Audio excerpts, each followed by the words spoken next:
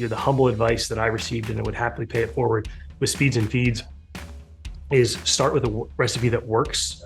Don't start with a recipe that you think is going to, say, maximize material removal rate or last the longest or some other sort of second or third tier goal.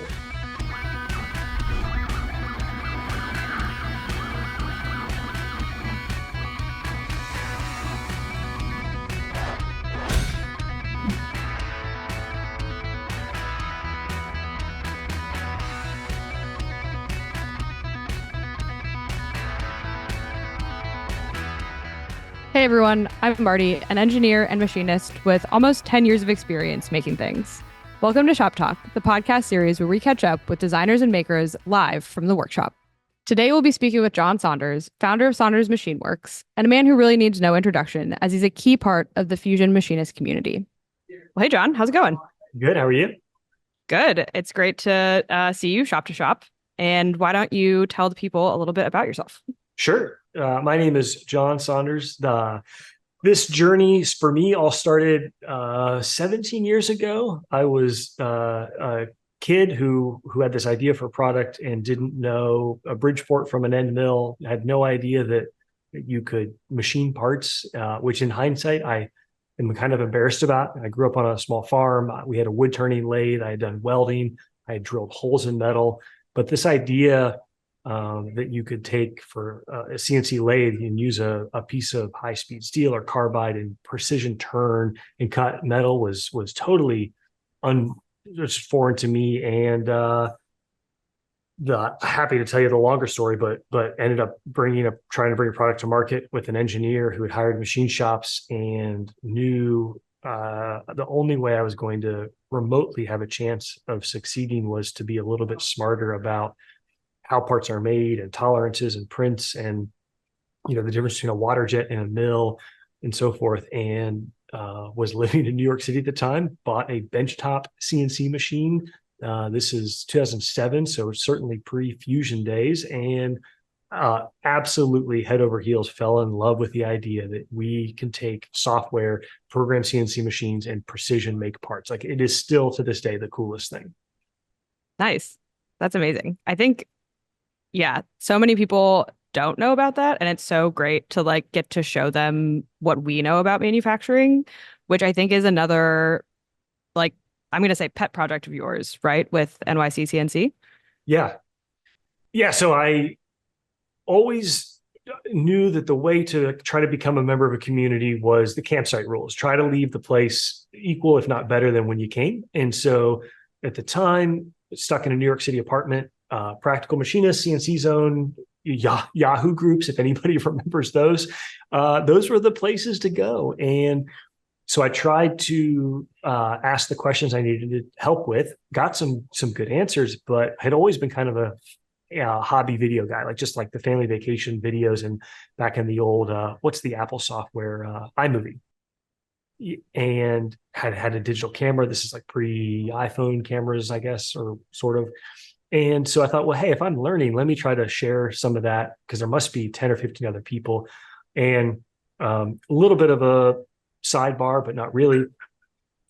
Being in New York City in 2007 ended up being a really incredible time, because it's right when 3D printing came to be, at least at the level we know it today. I was hanging out at a place called NYC Resistor in Brooklyn, which had a laser cutter, some really good Arduino folks. Actually, the three guys that founded MakerBots were there, hanging out a bunch too, with the original replicator or the cupcake thing or whatever. And with the benefit of hindsight, you realize how cool that facility was, but also it was the genesis and the kind of confluence of YouTube, of social media, of the online audience, of Arduinos, of making, of home, of the hobby CNC machines, the laser cutters, the 3D printers. That all, I think, kind of morphed into a lot of what we now use for Fusion in that community, and the maker and the do it. This all makes sense. It all kind of had the early start there. And Marty, I realized I never answered your question. So YouTube was a chance for us to share it, pay it forward. That turned into something way more than I realized, which was, look, I just do it for fun at this point, but a pretty decent source, leading source, respected. You're just trying to share our passion, our knowledge, our successes, our failures, both on the manufacturing side, but also on the kind of manufacturing entrepreneurship side, the business side of everything from how we use Fusion to how we make parts, buy materials. And so we've had some offshoots from that with training classes and the nyccnc.com website that's like a content resource for folks, and also just YouTube and social of just sharing our passion for it, but also trying to help folks succeed in what they do here. Yeah. Okay. So it's shop talk. Tell us what's in your shop. What is in our shop is a awesome set of CNC machines. If you walk in, you'll see an identical pair of Haas VF6 A and B. We use this for Op1 and Op2 of our larger, mostly aluminum fixture plates. Next up, that would be an Okuma Genos M660V. I think it's probably one of the best heavy-duty, accurate, high-end 3-axis verticals that does a lot of our steel fixture plate production. Next to that, I'll skip some of the smaller machines. We have a Okuma MB4000 horizontal, which has a 15,000 RPM spindle with 217 tool matrix and a 6 pallet pull APC. Most of the tombstones have 4 sides on each one, so you've got something like 24 different work faces on that machine. It runs automated lights out. Just an absolute beast of a machine. I think our first 9 months, it averaged 8.2 hours in the cut per day, not like cycle on, just like actually cutting, which is, compared to a vertical is nuts and awesome. We then have a Haas ST20Y dual spindle Y-axis live tool lathe, which is great. And I love it, except it is next to my new favorite machine, which we've had for about a year. It's a Williman Macadel 408MT 5-axis mill turn that uses a small HSK 40 holder system with a 30,000 RPM spindle that can do, as the name says, milling and turning through the main spindle as well as a sub-spindle vise, and is just an absolute wonderful machine. All of these of which we happily program and use through Fusion 360. What I know about Willimans is that they're very high end. So I think you probably have a little fancier than a normal run of machine selection over there.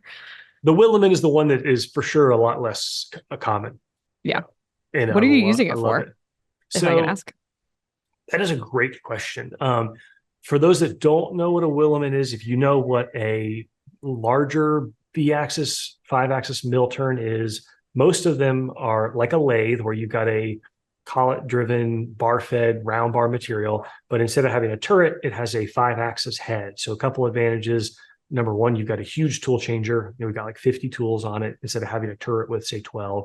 You really have far fewer collision risks because you're not spinning a big turret around. You just tool change into whatever one tool you're using. It's 5-axis, so your typical, say, 1/4-inch end mill can do radial cuts. It can do axial cuts. It can do 3-axis deburring, 5-axis deburring. It can swarf cut, et cetera. And then the other benefit is it's a proper milling spindle. It's 30,000 RPM.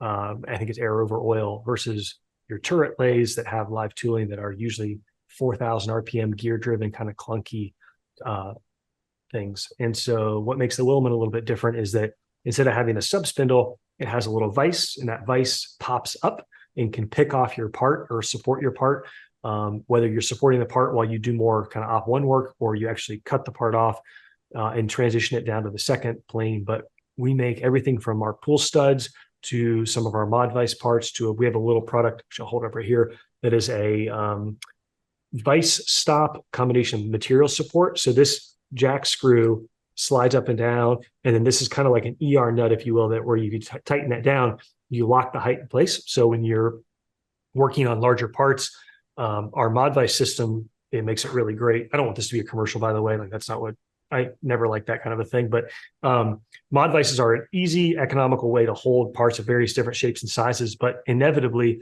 sometimes you want to have some support in a part, whether it's to actually intentionally induce convexivity to it, or whether you just want to soak up the harmonics.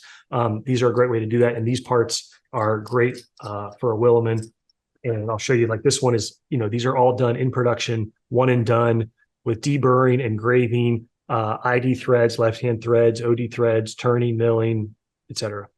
Nice. Yeah, that's awesome. So in my role as a PM owning the tool library inside of Fusion, I think some of the stuff you've done on nyccnc.com around feeds and speeds is incredible. Do you want to tell the people a little bit about that?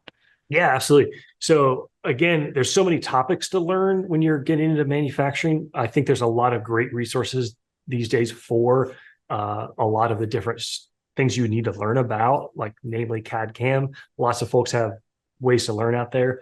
Um, the feeds and speeds one was one that we had to learn kind of the hard way, and we see a lot of other folks struggle with. And it's one of those things that a book, a class doesn't give you the same learning advantage. I think that experience does. So how do you kind of change that experience, narrow that experience window or gap or learning curve?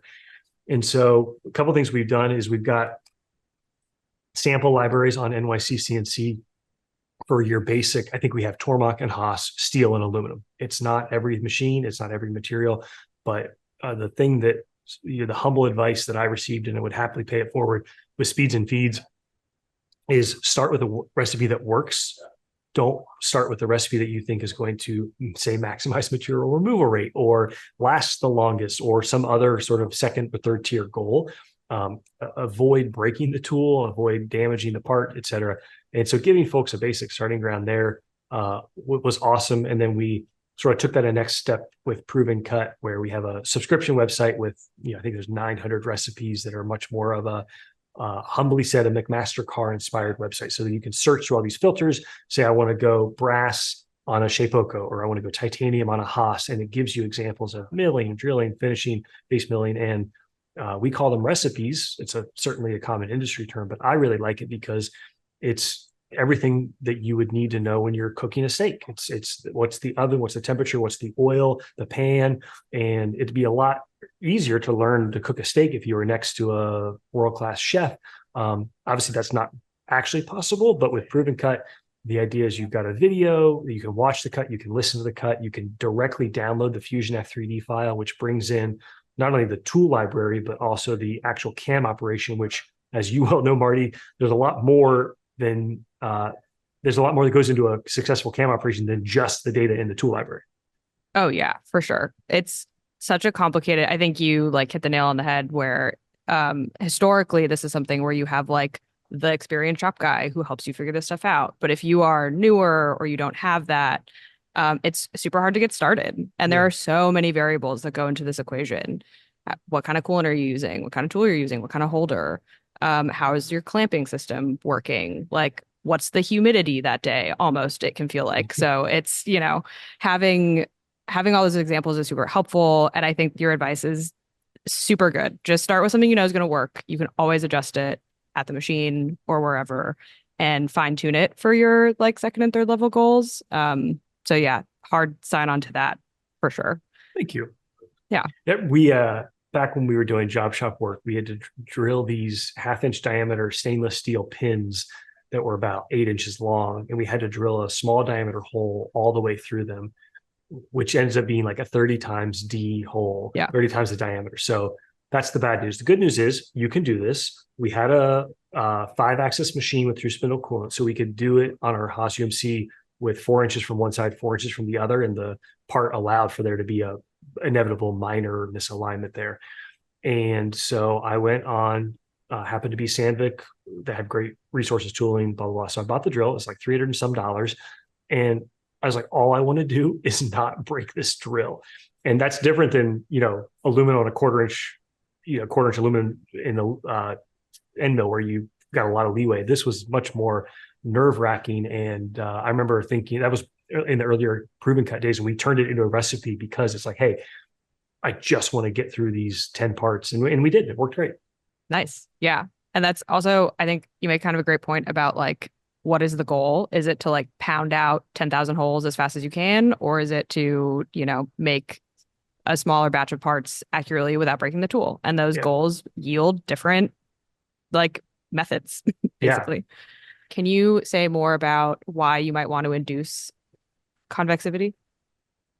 Yeah. So first off, if you have take having a really large thin part, if you run a face mill across that, or even an end mill, but certainly with a face mill, the larger diameter tends to increase the tool pressure, and that will cause the material to bounce up and down. And you usually hear that, if you think about it, sound is waves, and those waves are created by something vibrating. And I've always looked up to the old timers that talk about how everything is a wet noodle. Your 20,000 pound horizontal is flexible. Your carbide tools are flexible. Your parts are flexible. And so you got to think about how that's affecting your finishes in your part. And so what we do a lot of times when we're doing op1 work is we want to make sure that we have the part sitting like a convex, not concave. So I always think of concave, cave as a shallow, deep press thing. We want to make sure when we deck it, we're taking sometimes as little materials as we want off, but also making sure when we flip it over, it's not rocking due to a then concavity. And so sometimes what you want to do, especially in those larger plate work, would be to take a product like a toe jack or the plug jack we make. And if you really want to get fancy, you can put indicators on your setup table and you'll preload this. And you may only preload it such that the material moves up 1 or 2 thou, but you're now kind of guaranteeing that you know what the setup is. And in most situations, that will go a long way to soaking up any vibration, which means you're going to get a flatter part. You're going to get much better surface finishes. You're going to also increase your tool life. It's not going to sound bad. You're a machinist, Marti. Am I missing? Am that making sense? Am I missing something? Oh yeah, no, that was a great explanation. I haven't had to make, I've been lucky that I haven't had to make so many precision parts where that stuff like really comes into play, but it absolutely can. And like you said, everything, even though it's all made of metal and it can all seem like super rigid, the second you start cutting metal with metal, everything's vibrating. And it can have sometimes kind of catastrophic impacts if you're not taking steps to like really try to dampen those systems that you have set up. Or, this is I've never used one of those, but it sounds great to like help prevent some of that can cause like at best inaccuracies, at worst you're like, I don't know, scrapping parts or throwing them or whatever. Like bad stuff can happen. Yeah. And it can sink too, because the first part might come off fine and the second one may not. And I can't even tell you why that always is the case, but it's not fun when you have processes that don't always replicate themselves. And for us, yes. It's not me making the parts as much anymore. I kind of miss that, to be honest. It's happy to talk more about the differences of running a machine shop versus being a machinist, but it's the best thing I can do is help the team build processes around how we make stuff so that parts are done well. And it feels like we're, fighting the right battle and winning at the game, if you will. Yeah. And it sounds like repeatability is a big part of that, right? Like you set up the job and you run it and you're not getting, sure, it'll be off a little bit, but you're not getting like huge discrepancies from run 1 to run 100 or whatever. Yeah, absolutely. I don't know if I'm allowed to reference the pre-call on this call, but I'm going to. You mentioned 3D printing parts for quality control. Were you involved in that much? 3D printing parts for quality control. You mean like just how gauges? we use? Oh yeah. So we use. I can't emphasize enough how much we use 3D printing in our shop, and including this fixture. This ties into our 0-point system. It's printed at either 80% or 100% infill, and it has some custom printed clamps. And it actually, well, to be clear, this one is not working, but we've used 3 of these identical on different products that do work. And that's a great way for us to test something with really no tying up of skilled labor or expensive machines. But in terms of QC stuff, we print lots of little go, no-go gauges that help us do comparison. And we put our Deltronics pins in 3D printed items that are color-coded or labeled. We've done a lot on our lathe where we'll have dedicated part-specific stick-out tools. So when we're setting up, switching between a mod vise washer and a plug jack, the Fusion cam, we want that part to stick out of the chuck by 1.3 inches. We're not using our calipers anymore for that. We're not. Instead, we have a 3D printed part that has that stick out built into it with a little center relief for the nub that's inevitably left. And it has the part, a 3D printed part of the silhouette of the part in the handle. along with our internal product code number for that part. So it's just kind of like you can't not do it correctly. Makes it fun. Cool. Yeah. And the silhouetted part is just so people like know what it's supposed to look like when it comes off the machine. What's the goal there? It's more so like if I'm going to start a job and I want to do the stick out for the plug jack base, and that's part number B1143. Well, I know that, but the reality is if I look over to the gauge and this is half silhouette printed into the handle, just we're visual, humans are visual people. It makes it so much nicer to get that confirmation by seeing the part in the handle. Got it. So it's more about like where is that part going to be in the stock as the machine is making it? No, it's literally like No. this part starts, we put this material, I think it's 1-inch material in a royal collet, Yep. but you want it to stick out of the chuck, call it 1.2 inches when you make the first one. The subsequent ones are handled by the bar puller, but the first time you're running one of these. So there's a gauge in the lathe toolbox that has the distance in it so that the material is pulled out the correct amount. Mhm. And on the right half of that gauge is a handle, so you can hold on to it. And in the handle, the part number is 3D printed, but so is a silhouette of the part itself. So when you're going to set up this job, you know which gauge to grab. Okay, I see. I'm with you. I'm with you now. Yes, that's awesome. Those gauges and that feels like a big repeatability thing, so that you know that you are pulling the thing out the right distance, and you don't have to like make tweaks to your CAM program or, like you said, pull out your calipers and like human errors all over those all the time, even though they are, very powerful tools. It's just hard. Yeah. Yeah, that's great. That's a very cool use case for 3D printing and gauges and things like that. It's probably the area, I guess, I wish, I don't know if it's going to happen in my professional career, but it seems silly at this point with how much we have technology in the machines and in Fusion and so forth, that if you pull the material out too far by accident, the machine will effectively allow itself to crash by cutting way over. And yes, I'm aware that you can do load limits and tool groups and tool life management, but like still the way we all handle that right now is totally inadequate. Like whether it's servo load monitoring or vision systems, like there'll be at some point where there's just a much better way of handling those scenarios.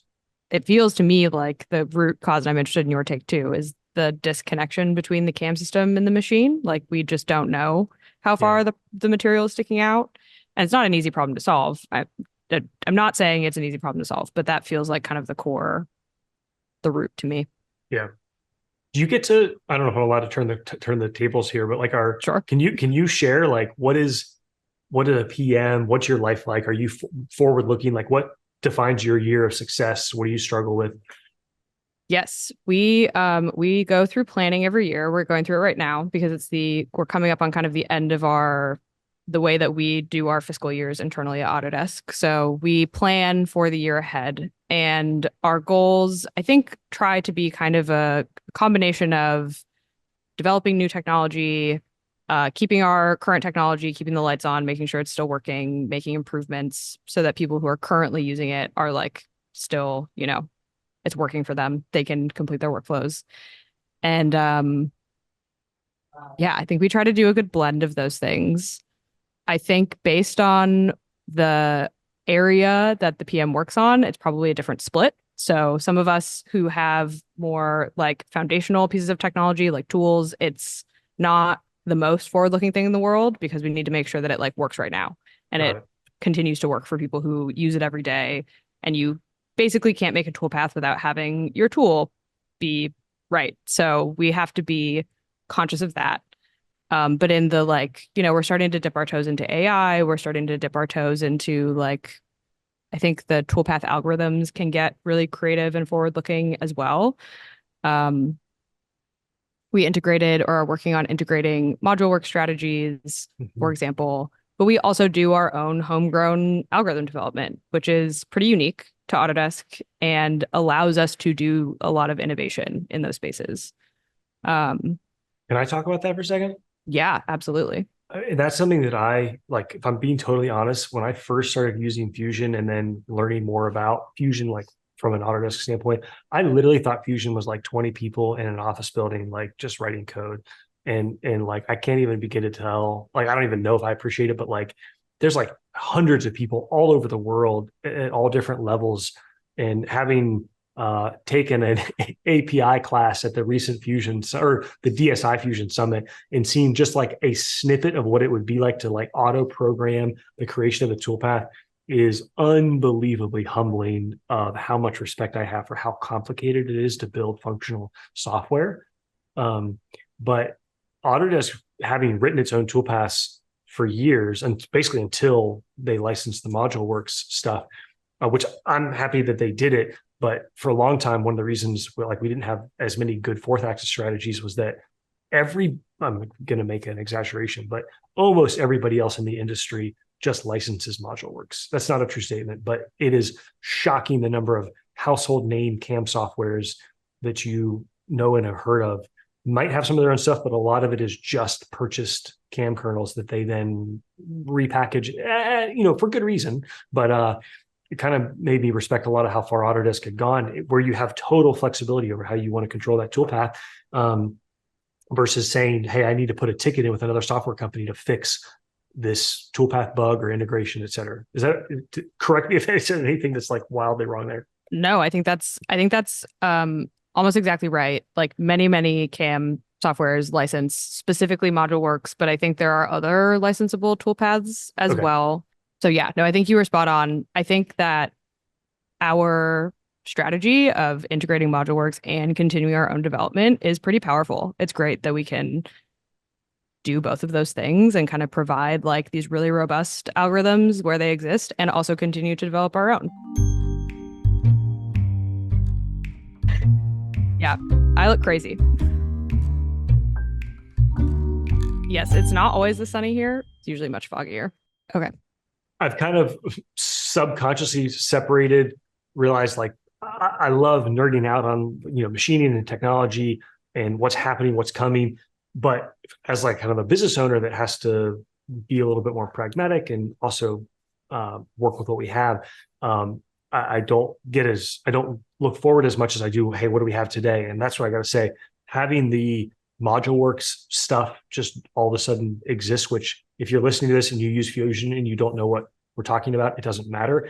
It's just things like you're going to know this list better than me, Marty, like the auto deburr, the 5-axis roughing, what else? Like we're using the ModuleWorks deburr on 5-axis deburring on the Williman on a part. And, it's not that there's no skill involved because it's not something that a beginner is just going to comfortably walk up and program, but it is incredibly easy. And once you know how to do it, it's a few clicks to get a toolpath that you can then simulate in Fusion, which the simulation has come so far to where now it's such a rich, rewarding experience versus 2-3 years ago where you were kicking yourself trying to get multi-axis contour to work and then to post out, and then you didn't know it was actually going to happen on the machine.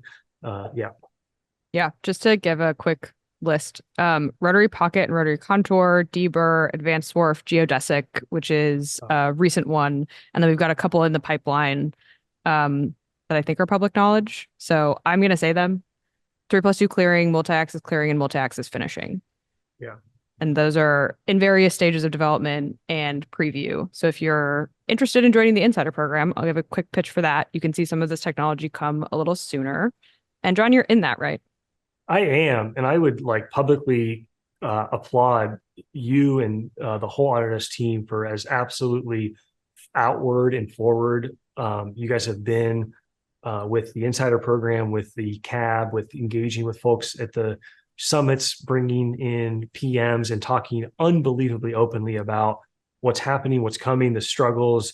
I'm not like a software expert, but it's just, it's not the sort of feedback loop and engagement you seem to see elsewhere. And I think it's been a big part of the Fusion community. Not to say there aren't frustrations or disappointments or things you wish were done differently, but it's still really been a great experience. And I appreciate you guys doing it. Yeah, great.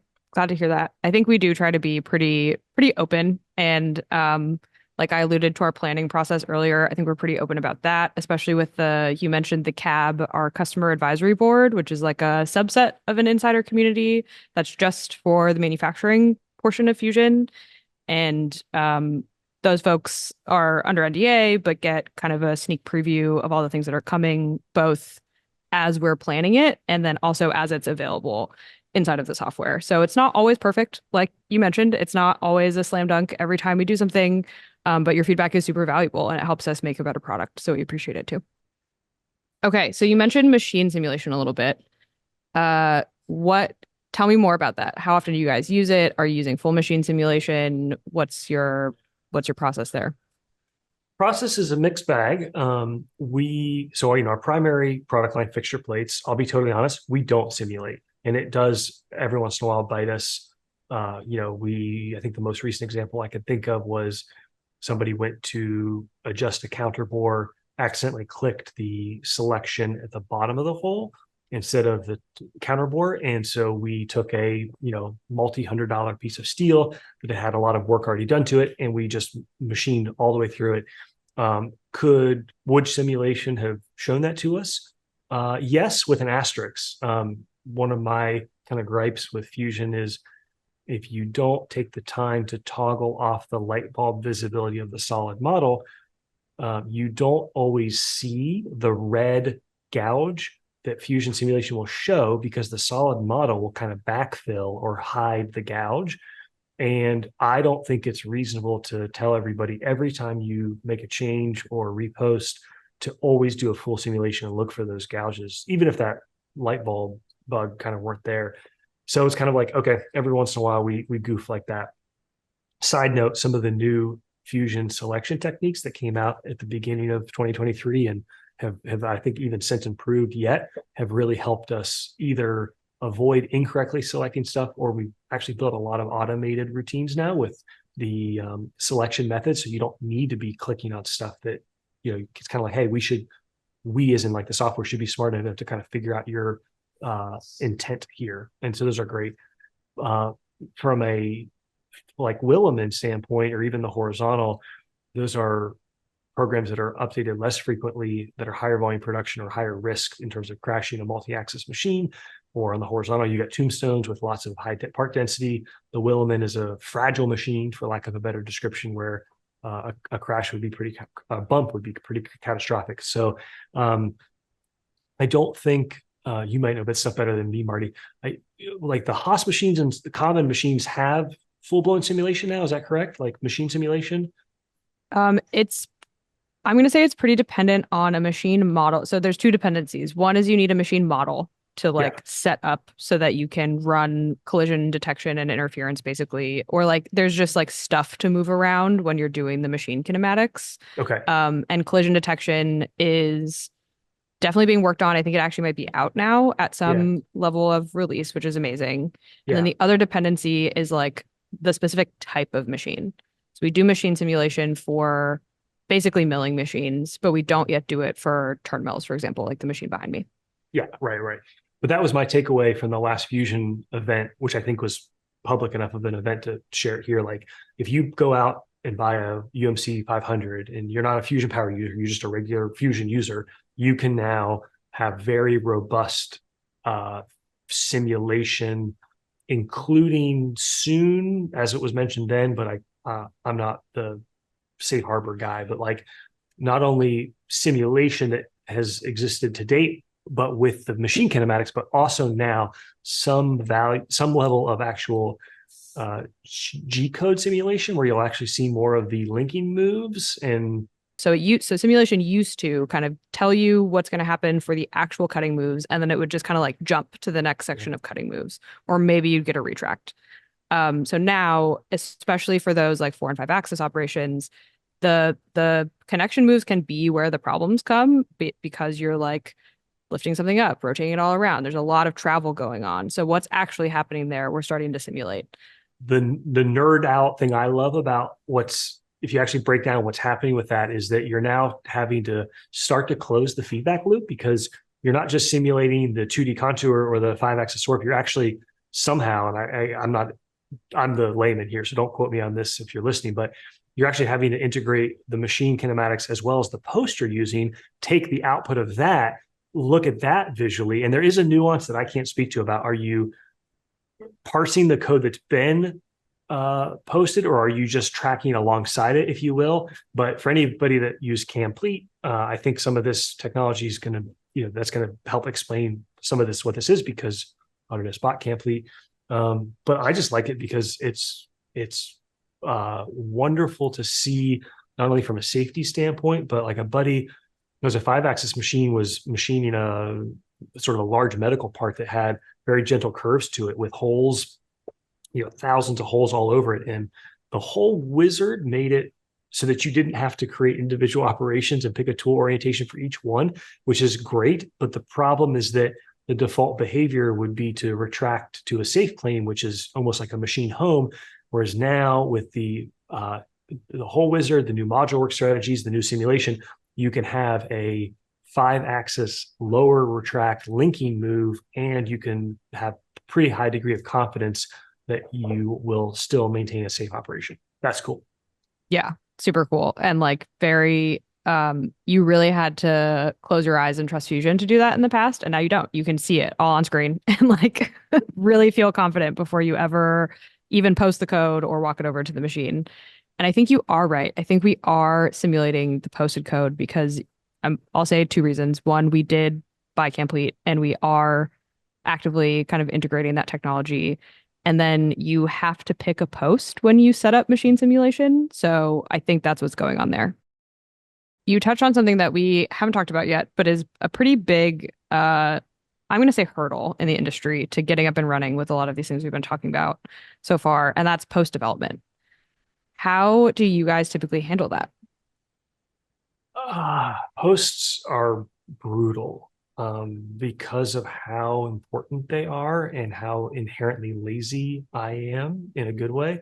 So, for example, when we first got our Haas ST20Y dual spindle Y-axis driven tool lathe, awesome news. There was a Fusion post for that machine 4 years ago or whatever, which is really something I think you take for granted, that you're not having to buy a different piece of software and spend probably thousands of dollars for a reseller to dust off, maybe make some minor tweaks and sell you something. Separate conversation. But that was the good news. And the good news is it worked. We didn't really have to do much. The bad news is terribly bad. The bad news is that Fusion and the turning team and the tool library team and so forth have made huge strides in things like part handoff, picking the part, where the turret goes in a safe location. And with that, those updates on the kind of machining UI that are matched with updates in the post, we're not the beneficiary of those anymore, because I programmed these parts and I forked off that post because I didn't want it to ever be automatically updated, because that's a big risk. And so, it still works and we can still make changes. It would be a lot of work and some risk to try to decide, hey, December 2023, I'm going to reprogram this part using the latest and greatest capabilities, which is a bummer because it'd be good to do that, but there's not really a justifiable ROI again on the time or risk. Does that make sense? Yeah, no, that's a super interesting. So you alluded to a couple things there. We, Autodesk and Fusion, offer a library of free post processors that are standard, I'm going to say, meaning they're pretty generic. They're depending on our level of partnership with a machine tool vendor. Like we have a very close partnership with Haas. We sometimes offer them for specific types of machines. Like you said, we have one specifically for like this machine behind me. And then sometimes for additional options, like I think we have one for if you have like a specific type of trunnion on a Haas like BMC. So there's that. The way that we offer those posts in product is through a library that syncs from a like web location. So when we push updates, those changes sync now into the like Fusion 360 post library that you see in the software.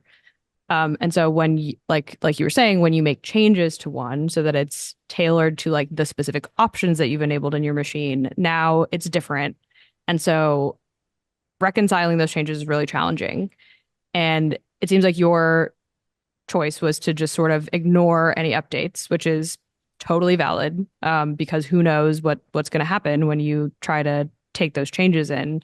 And if it's working for you and you're able to complete your job, like why would you do it? So I'm curious, you said the ROI is not there. Do you have an idea of what would make it there? No, because there's almost nothing to be gained. Again, we can still.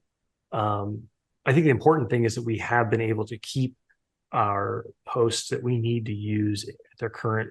So we have you end up having posts, especially on turret lays are so much more complicated than mills with catastrophic consequences.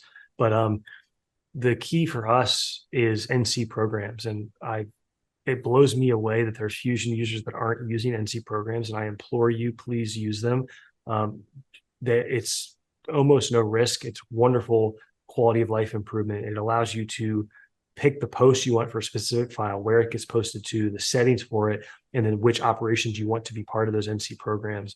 I sort of say that that's important and use it because there's also the new level of machine configuration stuff, which can be great, but can also create some frustration and stress and confusion, which that's totally up to the user and their choice. NC programs is just like all win to me. And so when we have a mod vice washer, I know we have a post that's been forked off for that, and it just doesn't need updated. I guess at some point, maybe there's a risk that it gets so old that does have to be fixed. But otherwise, the only thing I could think of would be if we wanted to, like, I know there's a couple of time inefficiencies with how it pre-stages the turret and waits for the spindles to sync with each other. So you could probably shave some seconds off if we got the latest and greatest, but I don't care. And you made it sound kind of like you have posts that might be specific to like one part or like one job. Is that true? Yes, unfortunately. Okay. Not for actual legitimate posts. We aren't really writing posts that do that specific stuff, if you will. It's just more of a point in time where we spend a lot of time programming. I mean, I think, as you know, like, it's pretty complicated to do part pick because for example, on our Haas, especially when it was earlier in the days of the post world, I think some of this may be automated by now. You needed to pre-call the next tool because you didn't want the turret rotating after the subspindle moved up toward the part. Then you need to park the turret in a safe place so that the subspindle can move. Then you're going to come in with a very precarious operation. Our subspindles is half an inch off the main spindle, so there's no clearance in there. The spindles have to be syncing. And then in the Haas world, this can quickly get incredibly complicated. In the Haas world, usually your post just mirrors everything off of the main. So you program it like it's the main spindle, but there's a Haas M code that can kind of reverse everything. That works great, except it doesn't always work if you want to repost just an individual subspindle operation, because you need to have started from a prior point in the code. And these are super tribal things that you just would never learn unless you've basically learned the hard way. Yeah. Yeah, that's a great yes, it totally makes sense. Everything you said. This ties in really nicely to go on a little tangent for a second with some of the work we're doing now around Turnmill, like exactly what you said, where it's just like posting to these machines is so complicated. And then like you have to start in a specific point in the code, or you have to understand that everything's going to be mirrored or not, depending on the kind of machine you have and how it works. And like it's a real game of like dodging or knowing exactly the secret handshakes and all these different locations to like make it actually function. And we are guilty of that too on the Fusion side. Like you can run many complicated Turnmill machines, but you have to know really crazy secret handshakes to do it. And so a lot of our work around Turnmill has been to try to remove those secret handshakes and make it just like running a milling machine. It should be straightforward. You shouldn't have to know to do a double backflip or whatever to like get this thing to work. It should just work the way that you think it's going to.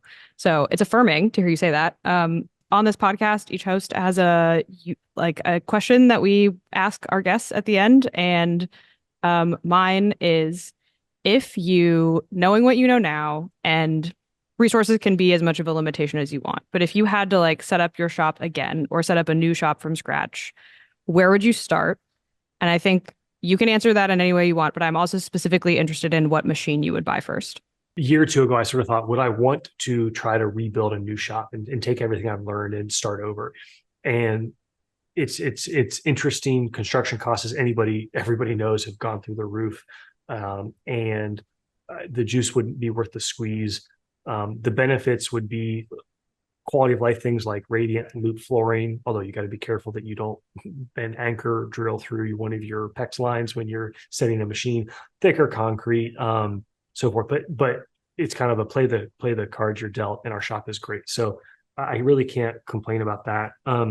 We're doing this right now, I guess, is what I would sort of say. And some of it I've sort of shared publicly on our podcast. Some of it people will see soon, but we've kind of realized it's so easy to get comfortable with what you have and what you know. And to detach yourself as the business owner, who is also the founder and so forth, it's hard to detach yourself and realize, hey, this isn't the right machine anymore for us, or we need to do something different. And we're doing that. So we're trying to reshuffle some things up, sell some machines, buy some new machines now that we understand what to do. But if the way I think about it, because I love making parts, is, if and when I retire and I have a little side shop, having a small 5-axis, like a little Haas UMC, we actually bought a 350, but they are changing that machine up, which is a bummer, but whatever. A little 5-axis, because you don't need a 3-axis vertical. If you have a 5-axis, that's done. And then a Williman, because the Willimans are just amazing for all that other stuff. And that would be my little shop. Yeah, 2 machines. Nice. That's awesome. It's great that you're currently thinking through that. What a nice, how fun that the timing of that worked out. Yeah.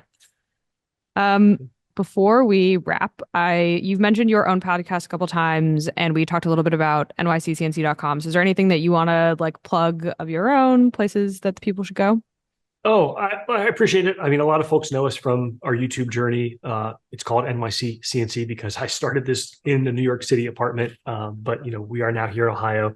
Look, I'll say thank you to everybody out there. Tom Lipton, who's a great guy and a little bit of a mentor, has a phrase, the trades have been kind to me. And I very much feel the same way. I am grateful that I've gotten to do what I do. I get to use the machines I do. I get to meet people at AU or Fusion events or the summit. Like, all that stuff is super fun. Like, it just genuinely feels good to be part of a community like that. We love how our fixture plates help you make more use of a machine, but I've never really enjoyed the hard sell. So I don't really want to sit here and try to espouse that stuff. But that's for sure a big part of our story. And that's something I've been proud of, is that we've built a legitimate manufacturing company, making products, shipping thousands of orders a year all over the world. And they've been able to complement with that, with trying to pay it forward a little bit through education and sharing our passion. Great. Amazing. Well, it was such a pleasure to talk to you and get to learn. I mean, I got to learn a lot more about your business and your history and what you guys are currently working on. So thanks so much for being part of the podcast. Thank you, Marty. I appreciate you having me. Don't forget to like, comment, and subscribe to our YouTube channel to stay up to date with all things Shop Talk. If you're ready to try or buy for yourself, go here or click the link in our description.